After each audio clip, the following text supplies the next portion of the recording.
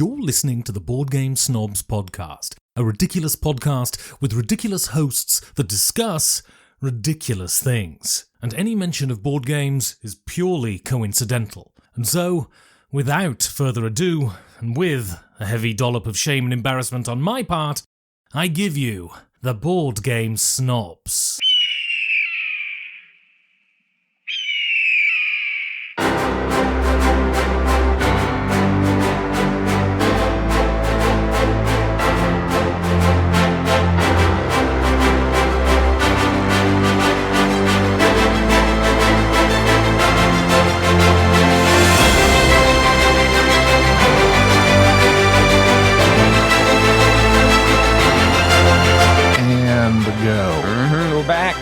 We're back like we were never even gone. This is Jerry, Board Game Snobs. Hello, this is Gabby. I was going to introduce you. Why don't you let me introduce you? Okay, go ahead. Well, you already introduced yourself. We'll do it next time. Okay. We're back from NOLA, as they say, and the St. Tammany Parish, for which we were vacationing. No, I won't say we were vacationing. It was a vacation. We were out partying in Louisiana, and this is our first episode of the new year. We're back. Congratulations. We have made it once again. And I have deep thoughts about our activities that took place Deep thoughts in Louisiana, none of which I will talk about on this particular episode. We'll save it for the next one. That's called teasing. I have thoughts about roast beef. I know you ate a poor boy roast beef, and I'd like to know exactly what. I don't know why I did not know. First off, I'll admit my ignorance. I thought a poor boy was traditionally always shrimp. I mean, whenever somebody says po' boy, that is what I think of. But you had one that was roast beef, which makes me think you didn't have a po' boy. I will look up what really makes a po' boy. Tell me your thoughts on roast beef. Overview, po' boy. A po' boy is a sandwich that originated in New Orleans. It's made with meat, usually roast beef, ham, or fried seafood. And so it can be either or. Yeah. It doesn't have to be shrimp. I don't like that. Don't shrimp shame. I don't like that at all. That's like saying a BLT could be without the T. Well, the reason I chose the roast beef is because I like a juicy sandwich. Ew! Oh, you like a hamburger. Like drippings to be dripping off the sandwich. I'm anti-dripping. I would assume you're a dripping person. I mean, I like the cheese and the mayonnaise or whatever dressing they put on there, the tomato juices, all the juices. Nope. To drip down my chin as I bite into it. Nope, because that would mess up my drip. The type of the bread, I don't know if it's just French bread or what. No doubt. It's very good. And it was one of the best roast beef sandwiches I've ever had. But it was a place called The Bears. It wasn't a roast beef. It was a po' boy. A roast beef po' boy. I don't know what makes it that's what I want to see. That's what I don't like about it. Was it just a roast beef sandwich, or was it an actual po' boy? Because if so, is this like one of those things where po' boys, not every po' boy has roast beef, and not every roast beef is a po' boy? Apparently so. I believe what makes it a po' boy is probably the spices, because they put something on the bread, they put something on the meat. I'll give that. Okay, I'll allow it. I do not like the fact that I do not know if I were to order a po' boy that I would not be given. Like, for instance, if you order a Reuben, I know what I'm getting. It's just variations. Reuben stuttered. A variation of the ingredients that one might have. But if I order a po' boy, the main meat, the main protein, I do not know what it is unless I specify. The original sandwich the Martin Brothers offered back in 1929, they offered free sandwiches to strikers. Apparently they had a big strike, streetcar workers. Oh, I thought they were into soccer. The Martin Brothers offered free sandwiches, typically include fried potatoes, gravy, and roast beef. So the shrimp, not even mentioned. So where'd the shrimp come from? You know how things evolve. But yeah. Somebody been into it and said, you know what, make this better? In my opinion, IMO, shrimp. I disagree. I think it's perfected already with the roast beef. So the question remains, did I have a po' boy or not, since I lacked the roast beef? The term poor boy came from a kitchen worker who would yell, "Here comes another poor boy," when a striking union Thank you. Member ordered a sandwich. Mm. There you go. So they didn't have a job. It's derogatory. They were on strike. It's derogatory. It's a po' boy sandwich. Here comes another po' boy. It was a slur sandwich. Poor boy. So it went from poor. Here comes another poor boy. Poor. Poor. Poor? It's Poor. Poor. Is it Coors Light or Coors Light? Are you saying you call people the poor? You call them poor? Poor. You've been playing a lot of Jaipur? No, it's poor. You're poor, right? Don't ask me. I think it could be either way. But you pour somebody a drink. That's Pour. But you're pouring, but you could also Pouring for the poor? Yes. And look at their pores on their face. I hate All the the English same, language. all the same. Is so that. I don't know about that. Poor. I think it probably should be poor. Arms for the poor. But then tour, Tour, the same as poor, Pour, is tour, not tour. This is why the English language is what it is. And we weren't going to discuss New Orleans, except you got my glands salivating. We didn't discuss New Orleans. We discussed sandwiches. My glands are salivating. Speaking of glands. Do glands salivate? Yes. What was that? Windows update? No. Quiet down, you. Turn off all notifications. It won't let me do it. It says no, bro. It needs you to be notified. So this is the New Year's, right? And traditionally, people like to come up with resolutions or things they're saying they're going to start or stop or whatnot.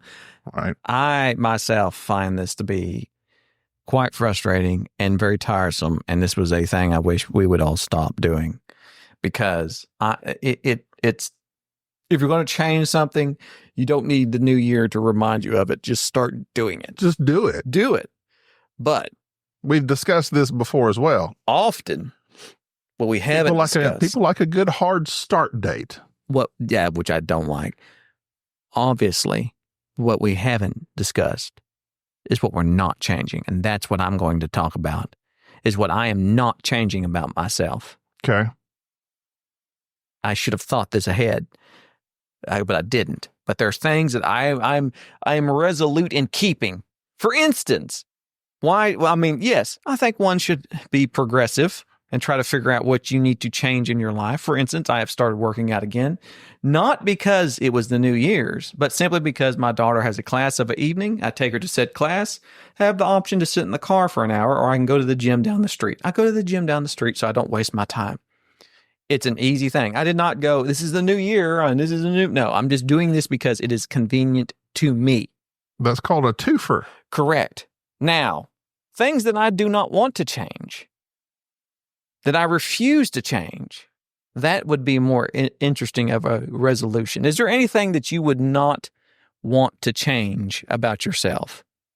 Oh, that's a good question. Well, no, I think I want to change everything. See, I find that question to be more enlightening, because I find that people who are unable to answer that, such as yourself, here we go, not only have low self-esteem, but they also have a misconception of themselves, because it is illogical to assume that everything about you is deficient. Everything is deficient. But iron, vitamin D. That cannot be the case, though. There must be one thing for which you are satisfied in yourself. That's a good question. And that is what I would like to pose to our listeners. Instead of all this change. So but you don't know what you want to keep yet, or do you? Oh, there's so much. Everything? There's so much. So all the things for which I often look upon and go, man, it'd be nice if no, I've realized that is my personality. Why am I trying to change it? For instance, my constant jumping from one thing to the next of like, I'm going to do this for a little bit. And then I go to this next thing. And then I'll go to this next thing. And I played this game for a while and I like it. But then I'm going to go over here and do this thing. And it's like, well, if you just stay focused and pay attention to this one thing, you know what? That's quite charming of me. That gives me a broad range of experiences. It's something that I enjoy.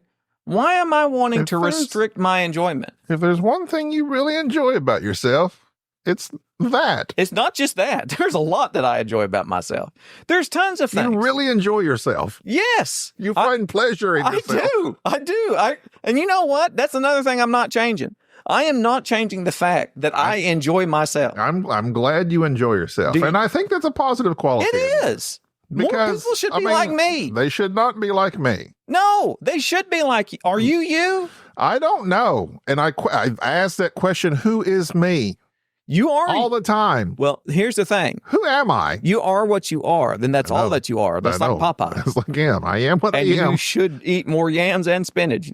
I eat lots of spinach. I don't like yams. So, for instance, here's what another thing. I don't like sweet potatoes. And this is my theory. But I do like potatoes. This might help you. In all forms. This might help you and your listeners. Mashed. We were texting a few days ago. And you texted me your weight. And we're like, I'm going to start dieting. This new year, new me. I think that by focusing hyper focus, so they say, on a task or goal like that, sets yourself up for failure. I think you should be satisfied. Now, when I say satisfied, I don't mean inactive. I mean, this is what it is. This is what I'm going to do to change it. You set up a system for change and you go about it. And the results are what they are. That is just you. And in that way, you have very little pressure on yourself. There's no sense of, well, I have to do this thing, or if I don't do this, I won't feel good, or when I fail, I'm going to No, it's you want to lose some weight. Instead of having this hyper-focused talking about it thing, no. You set up a system of what you're going to do, what you're going to restrict yourself from doing, and then what you're going to do, and you let the cards land where they may. Well, I think that's what a lot of people propose you do, in that you make micro changes instead of, which I have the tendency, like many do, to go from 100 to 0 or 0 to 100. Exactly. And that's what I'm saying. You just need to do 25%. Just make it 10. Yeah, that's it. That's all you need. That's all you need to 10% do. of change. That's all you need to do. And in that small 10% change, you will see some results, and that may snowball into something more. And I think that's what ends up happening, is that when you look at this time where everybody's going, I'm going to start doing this thing, or I'm going to start doing, you end up just overshooting a problem, and you end up cutting into your personality. You end up cutting into yourself. And it becomes so difficult to change because you're trying to change an integral part of what you're dealing with, an integral part of your personality, which big guy. I'm not opposed to that at all. Gobby's the big guy. That's everything. That's me. I remember running a half marathon and everyone say, keep it up, big guy. If I lose a bunch of weight, what are they going to call me? Keep it up, you. Yes. You. But I have no identity. My identity is my fatness. Well, I'm saying, though, but you didn't used to always be fat. No. And we don't fat shame on this podcast. Never. It's just. I used to be a striking young man. You used to be. You still could. You couldn't be young. Or have hair. And if you're a striker, you'll get free pool boys, as we flushed earlier. That's why. Or score goals. There you go. Either way, my point being is that everybody gets into this thing of what do they want to change about themselves. I think at some point in time, we get so overwhelmed that maybe we just need to be a little bit okay with some things and change a small amount of these other, focus on one thing at a time and don't go 100% into it. Make small, reasonable changes. I rarely give 100%. There's no, but you don't give 100%. 40%. But you don't, because you end up stopping. 40%, right. So that's the point, is that the stopping is where it's at. It's just the consistent. If all you can give is consistently 1%, then just do that. Done. There you go. So I'm going to cut back on everything 1%. Right. And give some things a 1% boost. That's it. Sounds good. Yeah. See how hard that was? I should have cut 1% off that po' boy I ate and saved it for later. Now, I have gone down the rabbit hole, as one does with YouTube algorithms, for some reason, motivational speakers and things of that nature. Okay. Have you ever heard of a man named Andy Elliott? No. I would lay money down you have watched one of his YouTube Possibly. things. No, I guarantee you have. Because what it ends up happening, he's just a bald guy, looks like he got out of prison, and he wears very, very tight pants. And he always talks about salesmen. He used to be a car salesman. I think his claim to fame is like he's the biggest, made the most money as a used car salesman. And all of his advice is him. Oh, God. Yeah. I knew you'd look him up. This guy? That guy. I do not like this man. Absolutely. But here's the thing. So while I was doing this research of just watching random motivational speakers, first off, it's hilarious, some of the things that people say. Like, absolutely hilarious.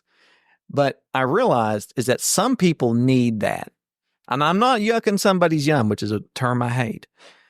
If you need that type of thing in your life where you've got somebody yelling at you or saying these platitudes to you that get you moving, whatever.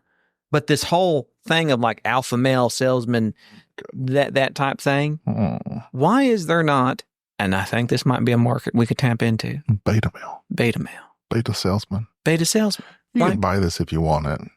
Like, it's up to you. You're doing fine. I prefer beta salesmen. Keep texting her. She'll call you back. When you alpha sell me, I don't like it.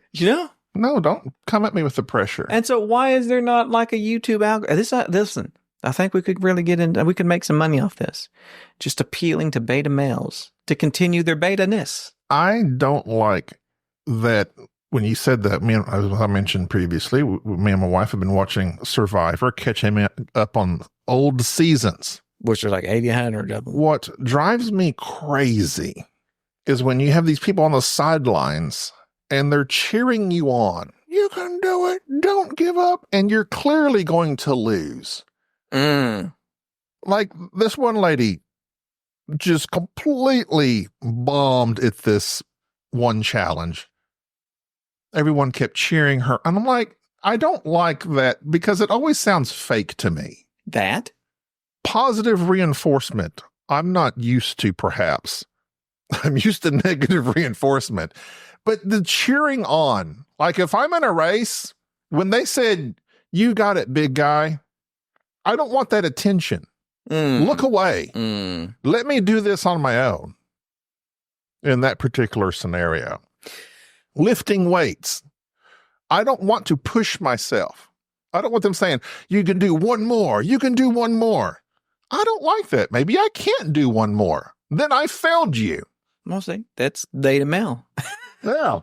Don't do one more. Don't do one. 8 reps are enough. Settle for 40%. That's the beta male salesman. That's the beta male. We can boost your sales 40%. 40%. Where, I think that this is an interesting phenomenon that has swept a lot of YouTube and people is this motivational alpha male syndrome type stuff. When really, I think that what most people need is just genuine, I think positive reinforcement, but not what you're saying. I'm not saying, I don't want to even call it positive because that gives you the connotation of what you just described. I'm calling it, are you ready for this? Reasonable.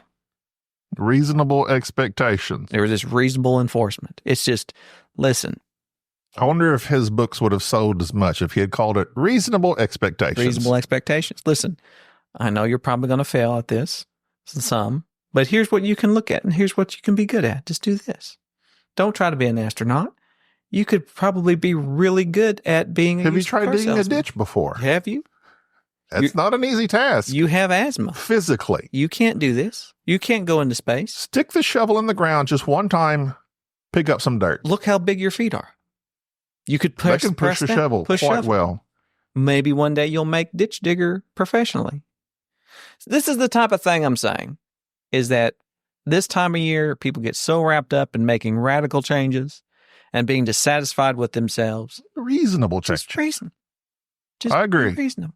That what you have said is reasonable. It is. It's so reasonable. In fact, it's so reasonable. It should be like this is common sense stuff. Common sense, and this is why you come to this board game podcast to get common sense from me. Do you know what? That's what I like about me, and that's something I will not change. I have always been the voice of reason and common sense on so many matters. Always. That I find that the pushback that I get is from people who are always, they're these alpha males that want to go way too far, or they're the ones that are just too weak-minded and too beta. Maybe it's not maybe it's not so much that you like yourself. Maybe it's you're completely blind to all your faults. No, I understand my faults. I just think that in the long run, my faults outweigh the positives. And that's where it comes down to. I think really what happens is if you, for instance, and please don't take this as an attack. Oh boy. That sounds like the flight attendant on the way back from New Orleans. Well, Victor was looking out for you. And if people don't understand what happened on our flight back to New Orleans, and Victor, bless his heart, Victor, I'll tell this story briefly. But I had gotten some tickets on Spirit Airlines because Gabi is hellaciously cheap. And I used the tactic of waiting to the very last to inquire if they would allow us to sit in the exit row for free. And I only said yes because I thought you got free alcohol on Spirit's Airlines. No, they just have more leg room. Mm-hmm. Yeah, and you said yes, so you would have more leg room. Yes, to the exit row. Correct. And also, yes, I will exit the plane if needed as swiftly as possible. Then they set you down, and as you were struggling to get seated. To get seated. To belt the buckle. I had it maxed out. My girth is quite large, and I had to max it out. And I had to manipulate my body in such a way I could get it buckled. Now, fascinating thing number one. All male flight stewardess, attendants, female pilot. Was it really? I didn't notice the pilot. You didn't listen. You think I'm not looking at who's flying me? Do you think I care who's going to bring me my drink or who's going to be able to land I don't remember the pilot. Who's in charge of the flaps? That's because I was too flustered by what Victor said to me. Victor, with a very, how would you call that accent? Well, Eastern European. But before that, what had happened was, as I finally got it clicked, I happened to look up and over my right shoulder at about a 45-degree angle. And I saw Victor. He was staring at me with, it was one of the most unusual faces I've seen. It wasn't pleasant. It wasn't malice. It was bewilderment. It was simply concern. Not even concern. It was almost a completely non-expression face. Well, here's what Victor said. He leaned. First off, Victor did a power move. Well, then I turn around. I kind of look at him. I'm like, hey. And then I turn around and me and Jerry are just talking. Next thing I know. Alpha move. Victor went to the seat in front of you, completely facing you, and sat with halfway in it. So he's leaning over the top of the seat in front of you. And he preferences this by saying. Or preface. I like to, what exactly he said? He was French, actually. He was not French. He's Russian. He's Victor. He sounded French. No, he was very Russian. Russian French. Very Russian. He was like, I like to make sure that in an emergency, I have your back. You have mine. So are you able to assist me if problems arise? And you're like, yes. He says, are you sure? No, see, that was the thing. He didn't just take yes. He wanted to, are you sure? Do you, he looked like, to be honest, he looked like he was after John Wick. He was one of those, he was a very intimidating looking flight dude. He was intimidating. And he also, his first question to me was, how was your breathing? Yes. Now. And I was like, what? Yes. He asked you, you breathe okay? Yes. That was odd. And I was like, I'm good. He really was watching you. He was watching me. Now, we could hold Victor. We could be angry at Victor because was Victor fat shaming you? I think Victor was doing his job. Victor, although I know you have a lot of malice towards him, Victor was being reasonable. He saw that you were put into the exit row and was worried that perhaps in a case of an emergency, you were going to get us all out. You were going to get us all killed, is what he was worried. Yes. But bravo to Victor. He's going to block the exit row, is what he's bravo thinking. to Victor for being able to say, and I looked at Victor and be like, we got this. Like, look, and he's like, looked at me and was like, Laurel and Hardy. He was not impressed. But anyways, Victor went out there a little bit. He put himself out there to make sure. I had to give out some false bravado. I did. Oh, yeah, I got this. No big deal. And I was trying to breathe normally. I heard the hesitation in your voice when you told Victor this. Yeah. Oh, yeah, I got this. Yeah. So, but also, I think the reason After buckling my seatbelt. I think the reasonableness that you then showed later was commenting about next time I'm just going to get the big seats. I'm going to pay and get the big seats. Yeah.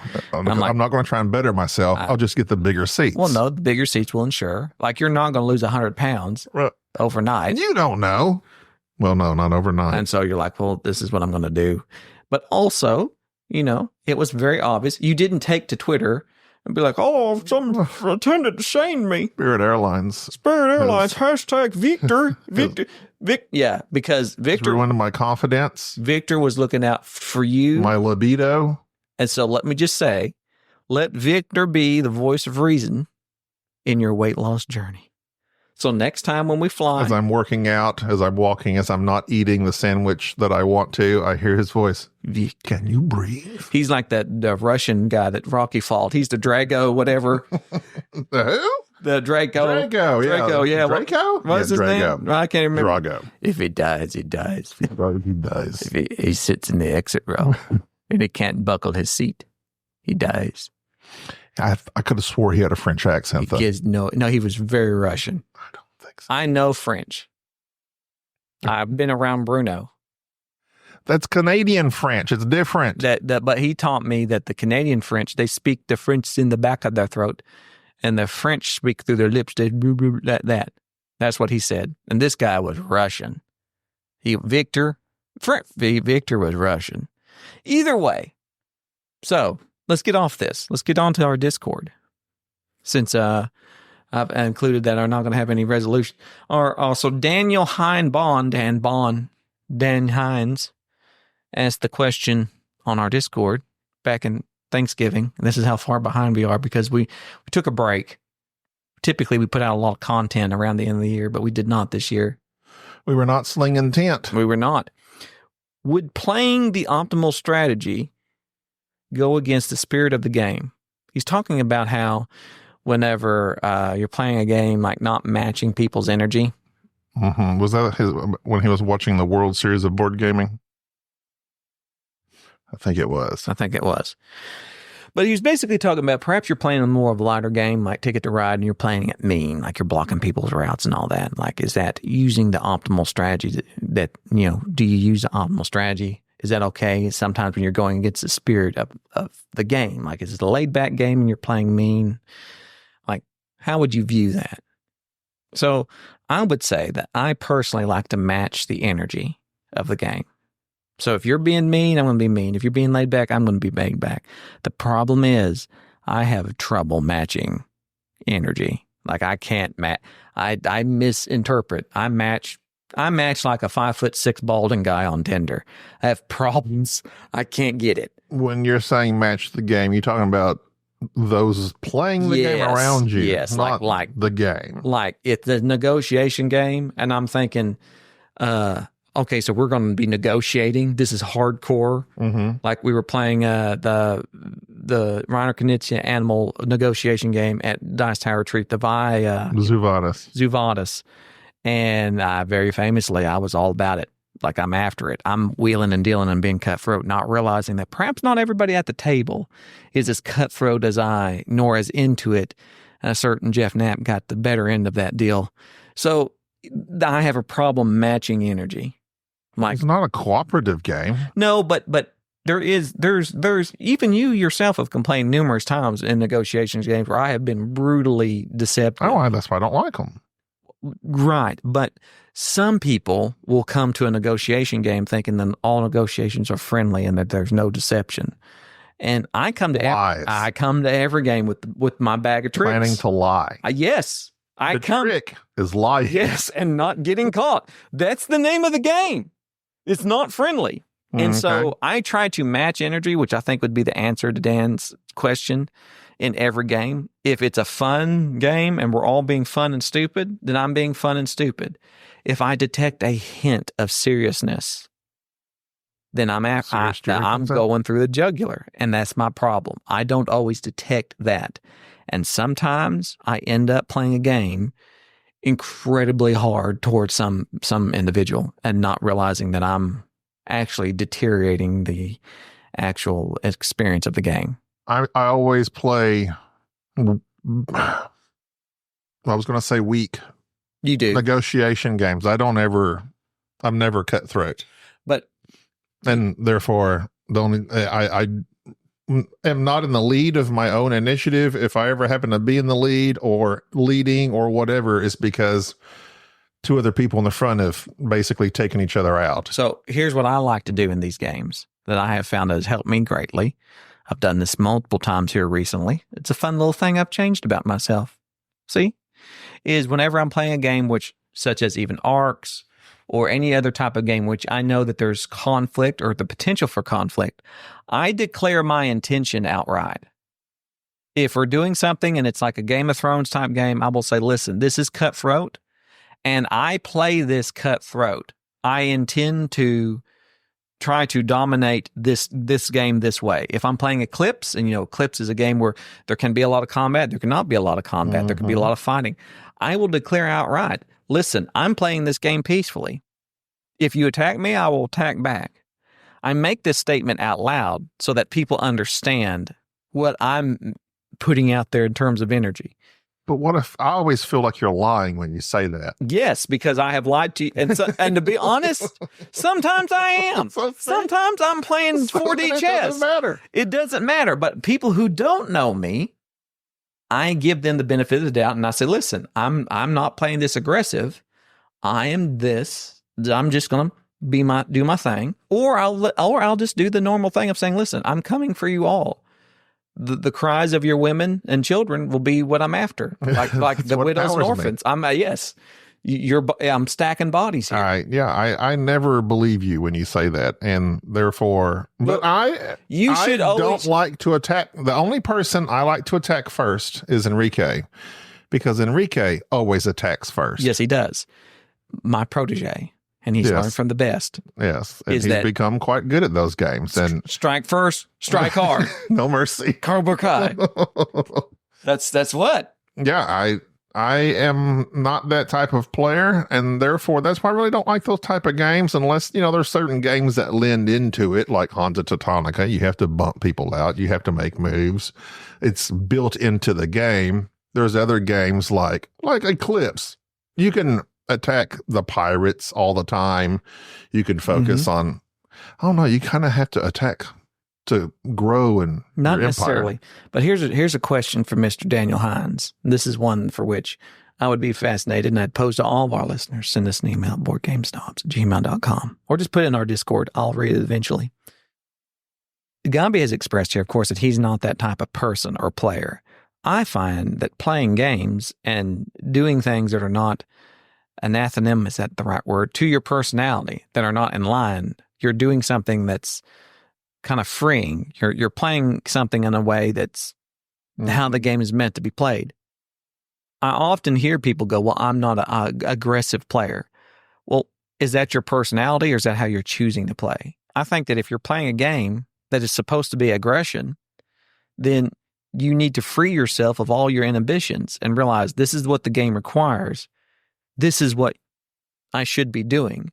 And so when you say that, when you say, like, I'm not an aggressive player, what I hear is I don't like that type of game, and I choose not to play that way, which doesn't make any sense to me because there's a lot of games that I don't like. I'm not very good at organizing things, but then I play a game that requires organization, then that's what I'm all about.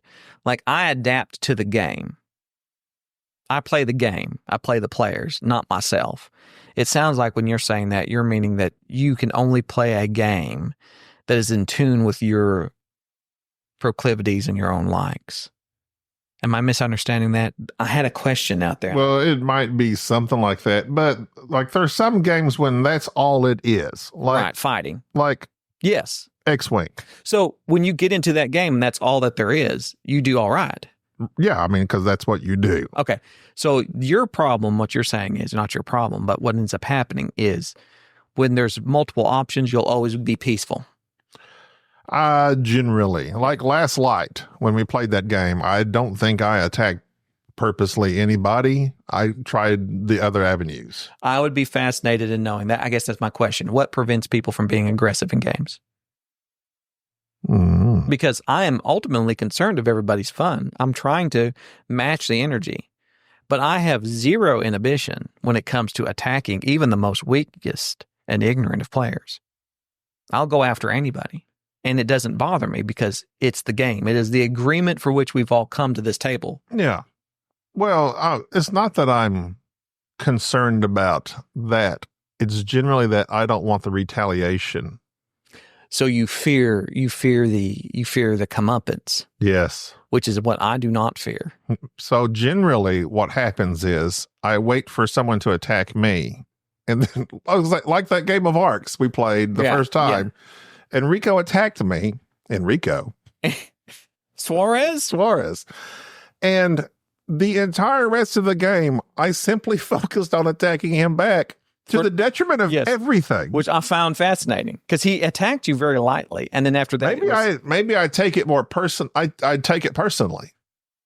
But so then I'm not able to distinguish the game from something else. Yes, I think it's not within the rules of the game that I'm playing. I'm like, oh, he's attacking me. Why me? You've saved me a lot of pontification just then, because that is the exact answer that I had come up with, is that some people cannot differentiate between it being a personal attack and just a game. Yeah. I have never felt personally attacked in a game, even when people whose names attacking you. in names for which I will not mention have gotten together before the game. Mm-hmm. And said, whatever happens, don't negotiate with Jerry, and whatever we're doing, we're going after Jerry. I do not take that personally. I take that as just meta the game. Mm-hmm. It's part of it. And quite frankly, I enjoy that. I enjoy the feeling of now I shall overcome. This is also a result of my own aggression. This is it. This is the game. Well, and thus this is how it should be played. That should be the game. Yes, that should be the game. And I guess what I'm trying to say is I don't like it when people don't play the game that way. They play it with a sense of this is personal when it's just business. But that tells you pretty much everything about your personality and mine. Right. In that you're able to differentiate those things. You're not sensitive to that. Where apparently I'm sensitive. Which more than I realized. Maybe that's something you should put that down as that 1% thing you can change. Let me change that 1%. And I will put that thing down on something I am not changing. I want to desensitize myself. I'm saying, yes, desensitize yourself by 1%. And that's, I'm still trying to think of something about myself I wouldn't want to change. I know that's my truck driving skills. You've watched a lot of Netflix and drove 18-wheeler. I am often just assumed you would die one day driving. I did not do them at the same time. I simply had it playing in the background. While I was driving. You had an extensive knowledge of Netflix movies and scenes. This is completely random, but you were talking about things you were interesting. You go from interest to interest. My wife the other night. My wife simply asked me, "You think you could French braid my hair?" Yes. The answer is yes. And I said, I eat sure, French bread. Let me watch a video and we'll get right after this. Get it. I've braided rope.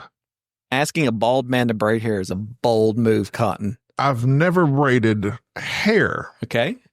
And my wife doesn't have her hair is greasy. No. I'm trying to help you. I'm joking. No. She has very dark hair. No, it's thin. It's not, the opposite. Thick and wiry. Oh. So she's like a fat Irishman. According to the expression, she has lots of flyaways unless she straightens her hair. Correct. She Split ends. Has to straighten her hair. No. You can tell I know a lot about hair. I'm spouting Pantene Pro V buzzwords that I've heard. So last night, are there parabens in your soap? I'm watching videos on how to braid hair. Yes. And the French braid is an advanced move. Uh-huh. An overhand braid is just the typical braid. Correct.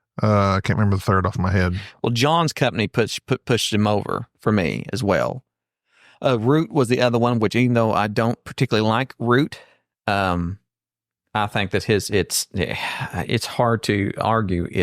I don't like it because I don't want to say I don't like it. Well, it doesn't meet our groups. There's a lot of designers that I could like hit 2 games with. Mm-hmm. They have like 2 big hits. But my thing with John Company and Root, they're games I admire. They're games that I've played and have enjoyed. They're not necessarily my favorite, but I really do like Arcs a lot. And I do like, I forgot the other one. Yeah. Pax Premier. I like Pax Premier a lot. Arcs. He also, like I said, John Company. Oath was the one that didn't really land with us, but he also did, I'm trying to see if there's something else that he did that was not. Fort? No, I don't think he did Fort. Oh. No, he's all I'm finding on his stuff is mainly Root, PAX, the various PAX premieres, and Molly's House is the new one that's coming out that nobody's played. Infamous Traffic was one. You may have played that. But but his 3 games hit with me. I think you've got him confused with somebody else. There's only 2 games of his that you even somewhat like. Because he doesn't have anything else besides that. Oh, well, there you go. But here's the 2 people that instead of looking at the list and going, who would I add? I looked at who I would exclude. And there were 2 people on that list that really, like Stefan Feld, if we're being realistic, even though I personally, if this list would be completely different, if I were to go put the Mount Rushmore of the most influential people on there, because I would argue that, yeah, Reiner and possibly Wallace would be on there, but there's no taking back that Stefan Feld would definitely be on there, as well as Uwe Rosenberg. And those are 2 that, even though I have a lot of their games I truly enjoy, there's also some ones that are newer ones or up-and-comers that I feel like are just, not only say that they're new, but they're just killers, such as the guy who did Anachrony, Tassini. Oh, he did the soul. Turksy, yeah. And as well as the guy who does all the solo stuff with. Oh, that is David Turksy. Normandy, yeah. But there's also the there are just several of them that are just on the cusp of greatness that would be up there. But no, my personal list is Martin, Cole, and Reiner, and of course Tassini. But if it was going to be a big universal, we have to all agree, then of course I would pull Tassini and Cole off there and put in Feld and Uwe. Because I think that would just be a generic universal, who's the best of the best and the most influential. And I'm sure we're missing several others off there. But either way, no, that's a fascinating thought. Often, it's not just who's made your favorite game, but how many great games they've made. And Reiner has certainly made a lot of great games. And like Shim, I've played a bunch of his games. Shim's really good. I keep wanting to give First Light to him. That's what's his face. That's Roy. Not First Light, Circadian's First Light. Oh, I'm sorry. Not Last Light. Roy made the last one. I'm going to make a game that be Middle Light. Middle Light. Yellow Light. Miller Light. I like that game. Ultra expansion. That's Michelob. I know, it's stupid. I was hoping you didn't notice. Okay, so then on our Discord, to finish out please do catching up that we have needed to do on Discord, David Allen posed 2 questions, one of which is very lengthy, and he wanted us to do like hardest game to learn, easiest game to learn, meanest game that felt the longest, all these different things, which is a nice idea for future podcast episodes, but that takes a lot of time and thinking to do. Basically, has posed our Bubba Top 5s. Which is, as I posted, there's the pliers. Last game you played, board game antonyms, your favorite movie, board game you want to see made into a movie, and your favorite thing you're enjoying right now, and it can be anything. We're going to get Bubba back on. So many of these, I'm going to go through just a few of these. Daniel Hines Bond. This is just his episode. World Wonders is his last game played. Board game antonym, passivism. It's down force. I don't get that one. Passivism? Oh, passive force. Yeah. I got you. I was about to say down fascist. Favorite movie. Blade Runner. Board game he wants turned into a movie, Cora Quest. Oh. And his number one's redacted for legal reasons. So what they did after that was they decided they should blank the antonym out so that we don't guess it. So I would do that. Last game played by Tyler from Chicago, Sky Team. And again, this is November, so this is all defunct by now. His antonym is imitation. Imitation? What's the opposite of imitating?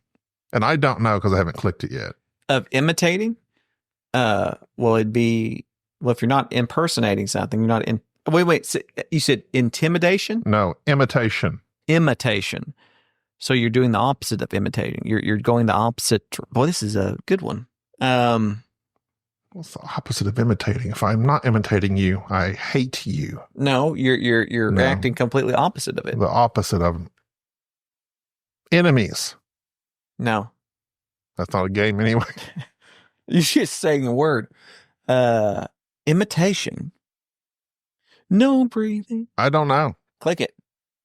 Answer is innovation.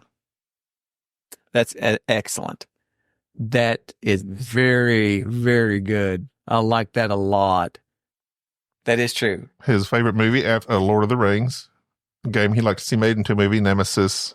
And thing he was into at the time, Christmas decorating. So you can see this is somewhat late. All right, Duran Phoenix. His last thing he plays Marvel Heroes United. Star Trek Federation Defense. Star Trek. Star Wars. Imperial Assault. There you go. That's good. That's a good one. I like That's the antonyms. So I'm just going to go with the antonyms. I hate antonyms. And his favorite movie is Lord of the Rings as well. Got to watch that one these days. Aristia, I never heard of that game.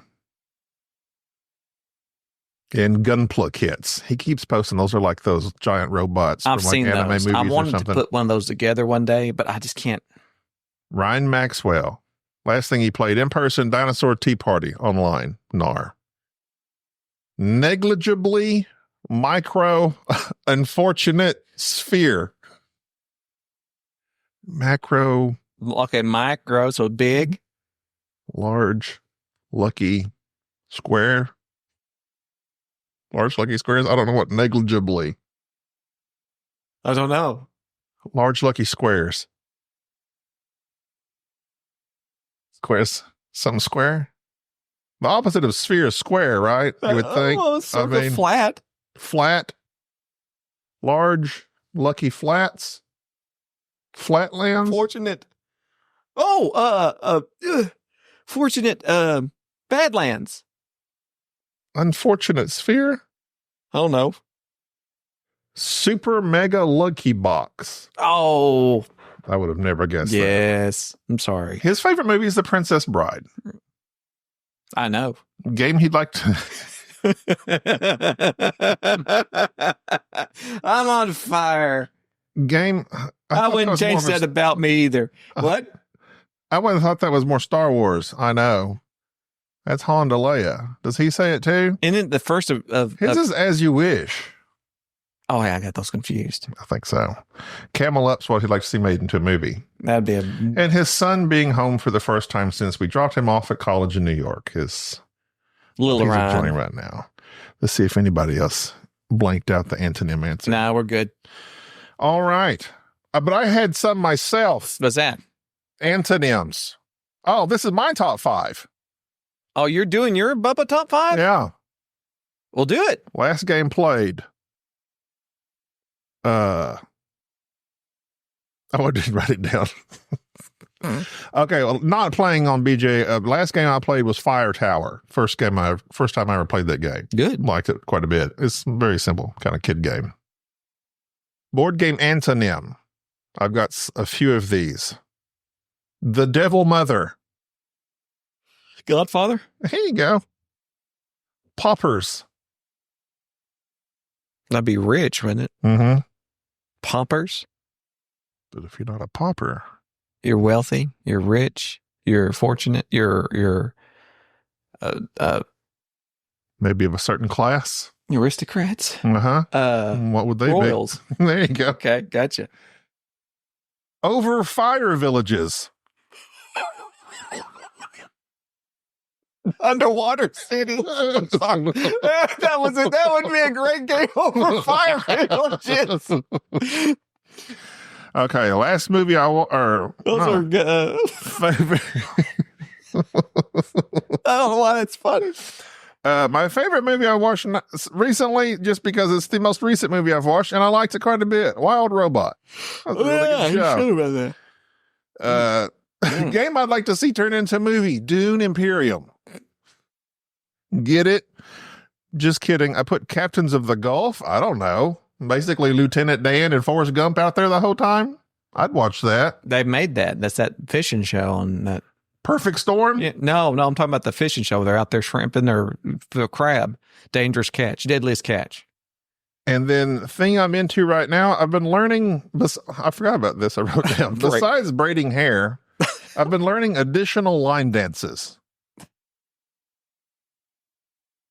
Additional line dances? There's one called The Rude Dude, which is dance to a song called Church. There's one called Slow Wind and Men in Black. So why are you learning line dances? Because Sade has been hanging out with other people, and then she brings them home to me, and then I have to learn them as well. Okay. I'm sorry. The way you worded that, you said Sade's been hanging out with other people, and she brings them home to me.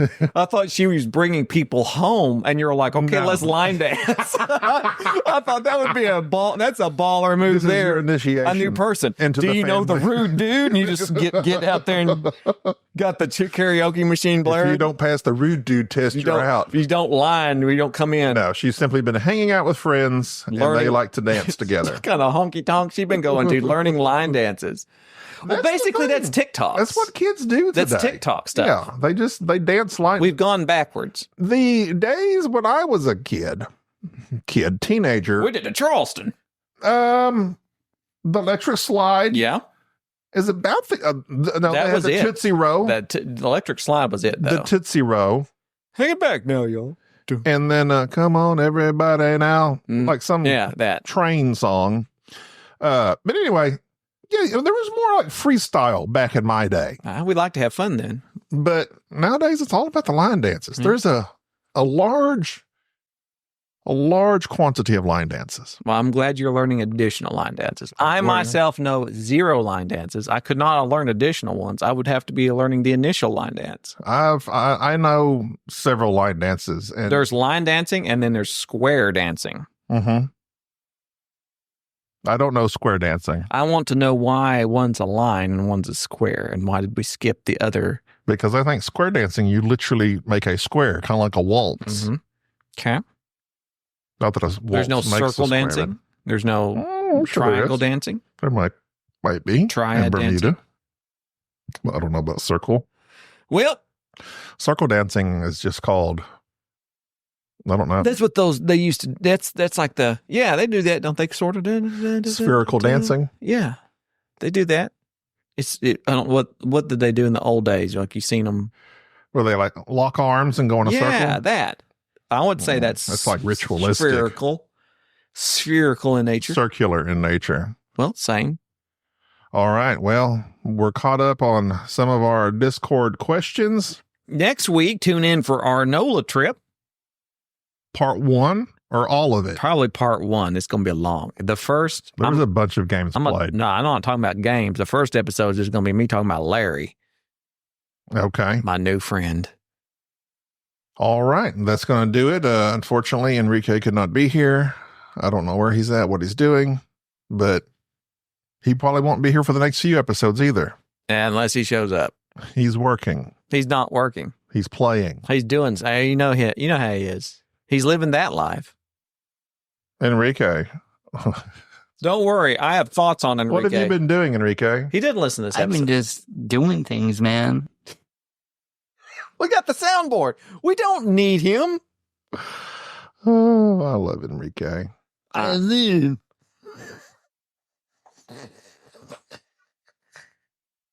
All right. I'm coming in hot. Okay. See, we don't need. Hello there. All right. That's enough with the soundboard. All right. All right. That's going to do it. Thanks for listening. New episodes coming at you for the next several weeks at least. Very least. And, and then from there on out, I don't like to predict the future too much. The best. The world may end between now and the next few weeks. Hard times for all. Things have been pretty rough. Here we go. Have you checked the news? It's cold. Don't do it. Don't do it.